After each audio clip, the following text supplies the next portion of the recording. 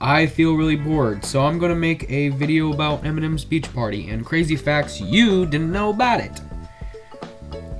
Did you know the main hub area, the place where you walk around to choose your minigame, is called the Boardwalk? It isn't called Island or anything like that, it's called the Boardwalk. I just found that interesting. The shovel that is seen right here in the Boardwalk has a hidden texture. If you were to extract it normally, it should look like this, just a red shovel. But if you were to use Brawlbox and extract it in a JPEG format, it would actually show this, a full texture. And it definitely looks like it's been stolen off of some piece of clip art, but even using Google Image Reverse Search, I cannot find the original source, so we might have a little bit of a search on our hands. Or we don't. It's not really that important. And speaking of hidden textures, the texture for the hammer in the Runch Slam, is that really what it's called? Jesus. In this minigame, has a wireframe part that's in it for some reason. Right here. And while we're on the topic of textures, have you realized that every single sign in the game has a texture applied improperly? Yep, you can see it poking out from the left and right sides. Quite sloppy, if I say so myself. Edit, I'm wrong. It's only Skee-Ball that has it applied incorrectly. I'm a fucking idiot. While we're still discussing models, did you know, for some ungodly reason, every single M&M has a copy of its model in every single minigame? With the only difference being Kayak having, well, the kayak. Now, why are these here? If I had to take a wild shot in the dark, I would have to say they probably apply different animations to them, instead of just applying all the animations to one of the models. And while we're talking about the M&M models, the M&Ms that are used in Skee-Ball, if you look through the files, still have their eyes and inside a mouth, but in-game they don't, as they have to stay transparent so you actually can see how you're lining up the shots. Not like it's going to help you anyway. So it doesn't, freak out some children seeing an M&M inside a mouth and eye looking back at you. Actually entering the game now, we can see some interesting things. One, the gate that opens to unlock kayaking actually does have an animation. It's incredibly fast and never happens more than once unless you reload the save file, but yep, it does have an animation. And while in kayaking, did you know that the start sign actually has signs with it? A fish, a square sign with a fish on it, a no swimming sign, and a no diving sign. Now, I did say we were done looking through the files, but this one's pretty interesting.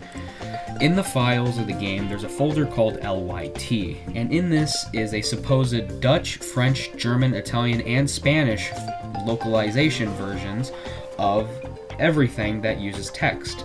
Now, sadly, all these files are the exact same as the English version. But it does show that at some point, Eminem's Beach Party was going to release in other regions, like Europe. I just found that really interesting. Also, according to the files of the game, the yellow and orange M&M shared the exact same model as the blue and red one. So if you were to check the files for the yellow M&M, it would say blue model. The only one with a unique model is the green M&M. Also, in the files seem to be unused M&M colors that were originally going to be NPCs. Now, I have no clue what the context of these M&Ms would have been, but I'll just list them off here. There's NPC Colornator, NPC Kayak, NPC Ring Toss, NPC Runch Slam, NPC Skee-Ball, and NPC Volleyball. And as you can see, there are a bunch of weird colors like brown and cyan. But it's still neat that there was going to be more M&Ms and possibly NPC ones that you would have fought against in the actual game. Now, there is no icons for them either from what I'm aware of, which makes them even more mysterious.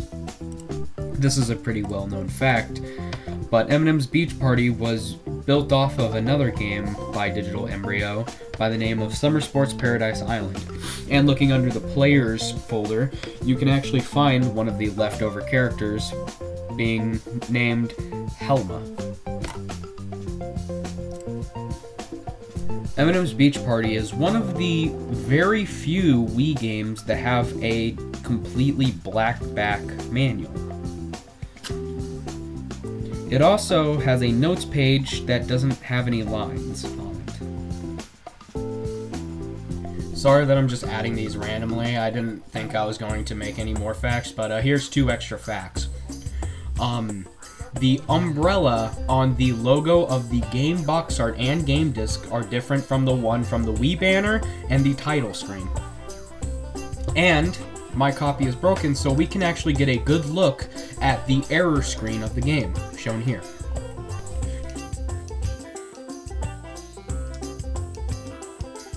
No matter how you try, from several different ways and from doing near perfect inputs, it is physically impossible to beat Kayak on hard. That is actually proof. Those were frame perfect inputs. That is proof that beating Kayak on the hardest mode is physically impossible.